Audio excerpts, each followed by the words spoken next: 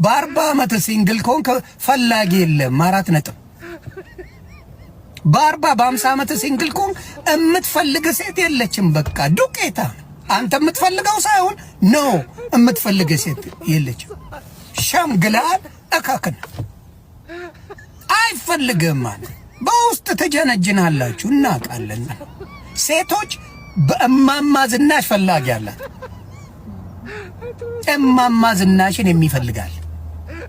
ሴት ልጅ ኦልዌይስ ተፈላጊ ናት። ለምን እንዲህ ፊት አትሆንም? ተፈላጊ ናት። ወንድ ነው ማለት መላጣ ቦርጫ ምን ስትሆን ማየቱን ጀት ይዘህ መምጣት አለብህ። አባት